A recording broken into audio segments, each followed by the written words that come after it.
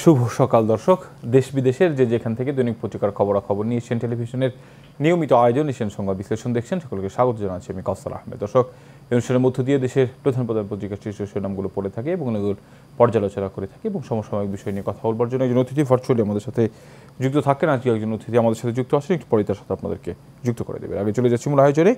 আয়োজনের শুরুতেই যে পত্রিকাটি আমার হাতে রয়েছে দৈনিক দেশ রূপান্তর, যেটিকে সংবাদ শিরোনাম করেছেন। নিশ্চয়ই আজকে এই সংবাদটি সবগুলো পত্রিকায় এই সংবাদ শিরোনাম করেছে, কারণ আমরা জানি যে দ্বাদশ জাতীয় সংসদ নির্বাচন, সেই নির্বাচনের কিন্তু আর খুব বেশি বাকি নেই, দিনক্ষণ গণনা শুরু হয়ে গেছে এবং সব দল, বেশ কিছু দল কিন্তু ইতিমধ্যেই ক্ষমতাসীন দল আওয়ামী লীগ সহ বেশ কিছু দল কিন্তু প্রস্তুতি নিচ্ছে। অনেক দলই কিন্তু তাদের সবগুলো আসনে প্রার্থী ঠিক করা সহ চূড়ান্তভাবে প্রার্থী ঘোষণা করবেন দু একের মধ্যে। ইতিমধ্যে আমরা দেখেছি গতকালকে কিন্তু ক্ষমতাসীন দল আওয়ামী লীগ তাদের যে 298টি আসনে তাদের প্রার্থী ঘোষণা, 2টি আসনে তারা প্রার্থী ঘোষণা করেনি, বাকি 298টি আসনে কিন্তু তারা প্রার্থী ঘোষণা করেছেন এবং সেই প্রার্থী ঘোষণার খবরটি আজকে সবগুলো পত্রিকায় দেখা যাচ্ছে। শুরুতেই যে দেশ রূপান্তর পত্রিকায়, সেটি তো সেই একই সংবাদ দেখছি আমরা, মন রাঙ্গার মনোনয়ন, মোট আসন 300, মনোনয়ন দেওয়া হয়েছে 298টিতে, যেটি বলছিলাম। নতুন জায়গা পেয়েছে আওয়ামী লীগের এই মনোনয়নে 79 জন, পুরনো 192, ফিরেছেন 27, নারী 24, এমপি বাদ 71, ইঞ্জিনিয়ার খন্দকার মোশাররফ, হুইপ শামসুল হক, মহিউদ্দিন খান আলমগীর উল্লেখযোগ্য, প্রতিমন্ত্রী বাদ মুন্নুজান সুফিয়ান, এম এ খালিদ, জাকির হুসেন, অন্য অঙ্গন থেকে সাকিব আল হাসান, ফেরদৌস আহমেদ, ডক্টর মোহাম্মদ সাদিক, আব্দুল কাহার আকন্দ।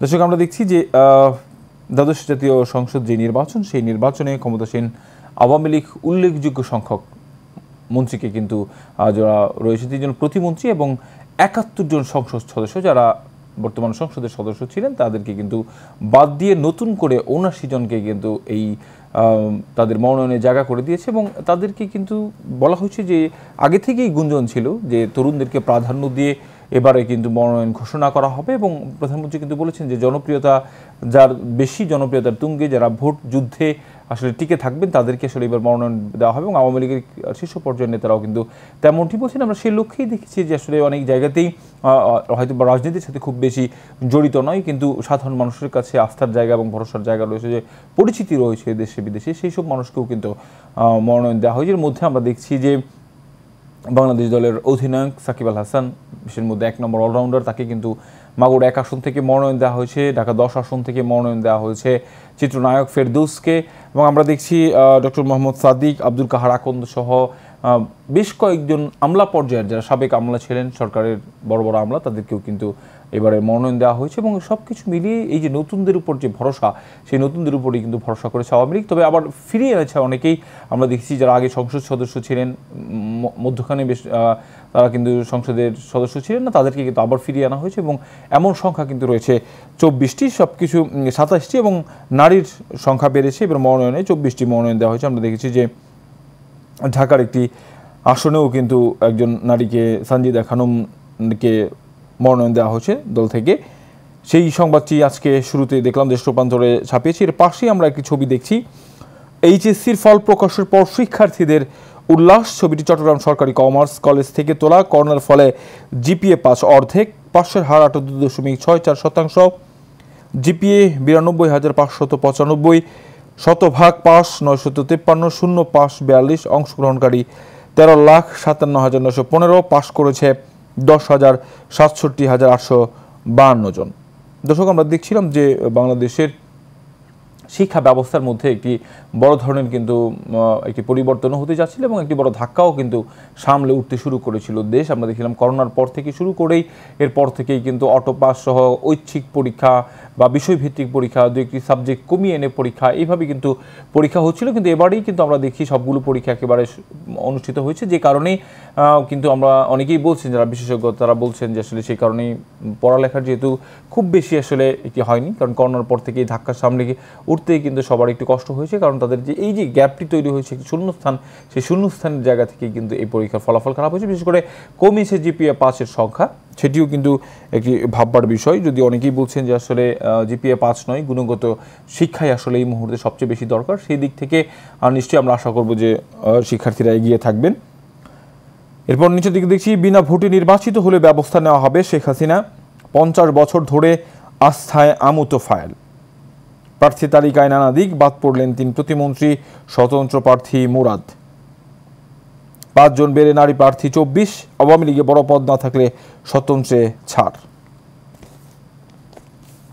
এরপর নিচের দিকে বিএনপির যে সঙ্গীরা অনড়, নির্বাচনে না আসার সিদ্ধান্ত, আমাকে এমপি করার প্রলোভন দেখানো হচ্ছে মান্না, মামলার হুমকি ও টাকার লোভ দেখাচ্ছে নূর। বিএনপি নির্বাচনে এলে পুনঃতফসিল হতে পারে সিসি।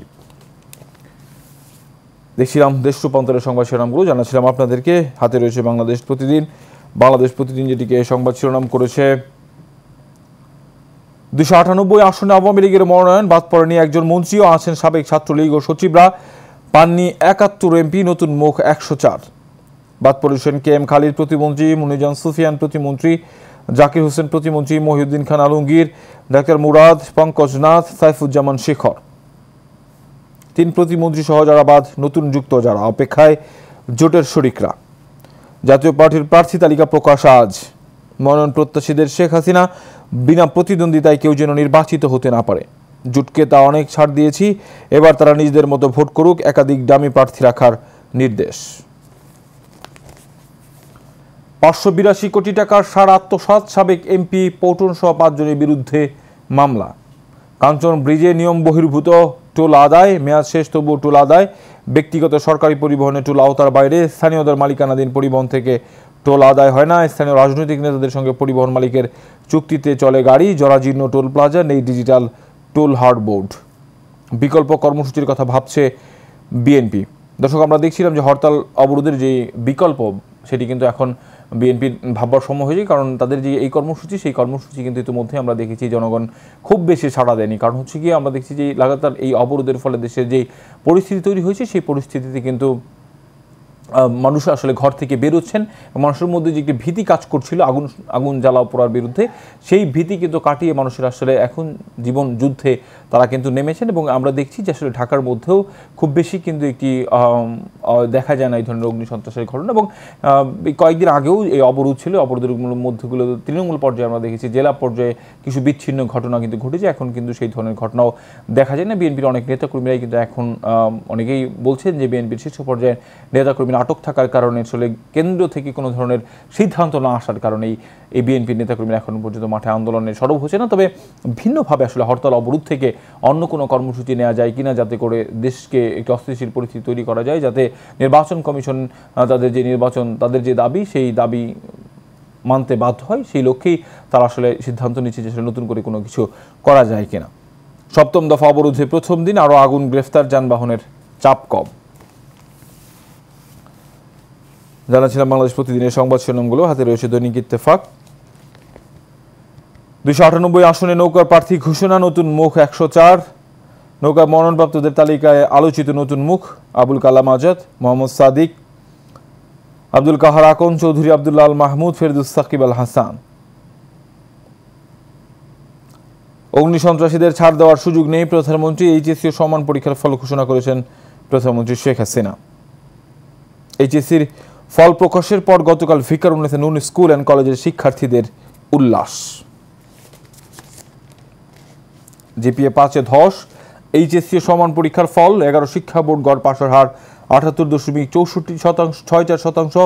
জিপিএ 5 পেয়েছেন 92,595 জন। নির্বাচন নিয়ে ভারতের উদ্বেগ নেই পররাষ্ট্র সচিব। যুক্তরাষ্ট্র ও রাশিয়ার পাল্টাপাল্টি অবস্থান অনভিপ্রেত। রয়েছে যুগান্তরে যেটিকে সংবাদ শিরোনাম করেছে, নতুন মুখের জয় জয়কার।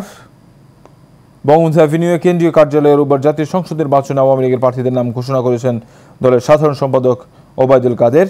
ভোটের মাঠে আওয়ামী লীগের 105 নতুন মুখ, নৌকা হারালেন 71 এমপি। 298 আসনে আওয়ামী লীগের প্রার্থী ঘোষণা, 3 প্রতিমন্ত্রী সহ অনেক হেভিওয়েট এমপি ও সাবেক মন্ত্রী হুইপ বাদ। মনোনয়ন প্রত্যাশীদের উদ্দেশ্যে শেখ হাসিনা যে কোনো নেতা স্বতন্ত্র প্রার্থী হতে পারবেন। এইচএসসি পরীক্ষার ফল প্রকাশের পর রোববার ভিকারুন্নেসা নূন স্কুল অ্যান্ড কলেজের শিক্ষার্থীদের উল্লাস। কমেছে পাশের হার অর্ধেক, জিপিএ 5। এইচএসসিতে 14 বছর ধরে এগিয়ে মেয়েরা। দর্শক, যুগান্তরের সংবাদ শিরোনাম জানাচ্ছিলাম। আমার হাতে আরও বেশ কয়েকটি পত্রিকা রয়েছে, সেগুলো নিয়ে আলোচনা করবো বিরতির পর। এই মুহূর্তে দৈনিক পত্রিকার খবরাখবর নিয়ে এশিয়ান টেলিভিশনের নিয়মিত আয়োজন এশিয়ান সংবাদ বিশ্লেষণের সমূহ একটি বিরতির। ফিরছি কিছুক্ষণ পর, সঙ্গেই থাকুন। বিরতির পর আবারও স্বাগত জানাচ্ছি দৈনিক পত্রিকার খবরাখবর নিয়ে এশিয়ান টেলিভিশনের নিয়মিত আয়োজন এশিয়ান সংবাদ অনুষ্ঠানের সঙ্গে আছে আমি কাউসার আহমেদ। দর্শক, হাতে থাকা বাকি পত্রিকার শিরোনামগুলো জানাবো আপনাদেরকে।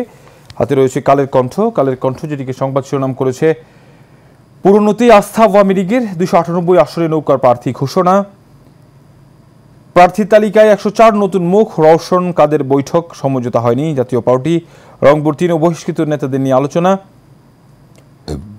যে কোনো সময় প্রধানমন্ত্রীর সঙ্গে রওশনের বৈঠক, ঢাকার 20 আসন 6 এমপি বাদ নতুন 9 মুখ, পেশাজীবীদের যারা মনোনয়ন পেলেন, পাস জিপিএ 5 কমেছে 3 কারণে, এইচএসসির ফলাফল এবারও ছেলেদের চেয়ে মেয়েরা এগিয়ে, পাশের হার গত বছরের তুলনায় 7.31% কমেছে, চলতি বছরের এইচএসসি পরীক্ষার যে ফলাফল সেটি গত বছরের তুলনায় 7.31% কমেছে।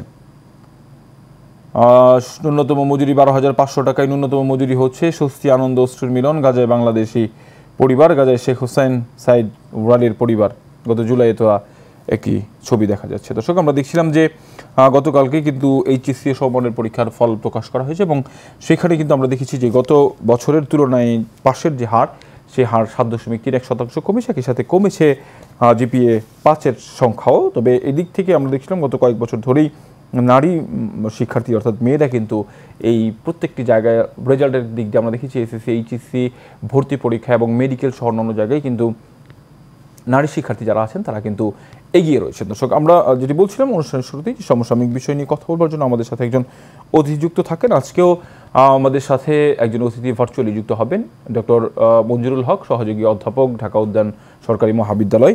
ডক্টর মঞ্জুরুল হক, শুনতে পাচ্ছেন আপনি আমাকে? জি, শুনতে পাচ্ছি। ডক্টর মঞ্জুরুল হক, আমরা দেখছিলাম যে আসলে গতকালকে প্রধানমন্ত্রী শেখ হাসিনা যে এইচএসসি সমান পরীক্ষার ফল প্রকাশ করেছেন এবং সেখানে দেখা গিয়েছে যে গত বছরের তুলনায় পরীক্ষার যে পাশের হার এবং জিপিএ 5-এর সংখ্যা কিন্তু কমেছে। আসলে এই আমরা দেখছিলাম যে সব দিক থেকে বাংলাদেশ কিন্তু এগিয়ে যাচ্ছে, শিক্ষারও মান বেড়েছে সব দিক থেকেই, কিন্তু পাশের হার এবং জিপিএ 5 কমেছে। আসলে এটি কি আপনি কিভাবে দেখছেন? শুভ সকাল। যেসব শিক্ষার্থী উত্তীর্ণ হয়েছেন ইতোমধ্যে, সেসব শিক্ষার্থীকে তাদের জন্য শুভকামনা। আর যারা এবার একটু হোঁচট খেয়ে গেছেন, একটু অসুবিধায় পড়েছে, তারা নিশ্চয়ই আগামীতে আরো ভালো করবে বলে আমাদের বিশ্বাস, কারণ আমরা শিক্ষার ক্ষেত্রে কখনোই পিছাতে চাই না। বাংলাদেশ বর্তমান সরকারের সময় যেভাবে প্রতিটি সেক্টরে এগিয়ে যাচ্ছে, তার মধ্যে অত্যন্ত উল্লেখযোগ্য হচ্ছে শিক্ষা সেক্টর। শিক্ষাতে এগোনোর মাত্রাটা আমাদের কাঙ্ক্ষিত মাত্রায় প্রায় পৌঁছে যাচ্ছে। এখানে যে বিষয়টি হলো যে পাশের হার এবার আমরা দেখছি 7.31% কমের দিকে এসছে। পাশের হার কমলেই কিন্তু শিক্ষার গুণগত মান কমে না। আমরা যখন খাতা পর্যবেক্ষণ করি, খাতা দেখে নিরীক্ষা করি, তখন কোন শিক্ষক জানেন না কত পার্সেন্ট পাস করবে বা কে করবে না। তিনি নিরপেক্ষভাবে খাতা দেখে যান এবং সেটার ফলাফলই চলে আসে যে বছরে একটি শিক্ষার ফলাফল। সুতরাং পাশের হারটি আসলে কারো হাতে নয়, এটি শিক্ষার্থী যেভাবে পরীক্ষা দিচ্ছে সেই অবস্থানে। এখন কথা হচ্ছে যে পাশের হার কমলে আমাদের গুণগত মানের একেবারেই কোনো রকমের কমতি হচ্ছে না, বরং এটা বলা যায় যে আমরা যে কোভিড পরবর্তী বাংলাদেশ যেভাবে শিক্ষার ক্ষেত্রে এগিয়ে এসেছে, ঘাটতি পূরণ করছে, ছাত্রছাত্রীদের অবস্থানটাকে তৈরি করছে এবং ছাত্রছাত্রীদের প্রতিষ্ঠানের দিকে এগিয়ে নিয়ে আসার চেষ্টা করেছে, সেটি অসাধারণ। আমরা মাননীয় প্রধানমন্ত্রী এবং শিক্ষামন্ত্রীকে ধন্যবাদ জানাই যে এই চেষ্টাটি, এই গ্যাপটা পূরণ করার জন্য অসাধারণ ভূমিকা রেখেছে। সুতরাং পাশের হার একবার কমবে, একবার বাড়বে, শিক্ষাক্ষেত্রে এটি কিন্তু স্বাভাবিক। তবে চেষ্টা তো অবশ্যই থাকছে যে কোভিড পরবর্তী বাংলাদেশের যে শিক্ষা ব্যবস্থা, তাকে আবার আগের অবস্থানে নিয়ে যাওয়ার প্রচন্ড চেষ্টা চলছে বলে আমরা মনে করি।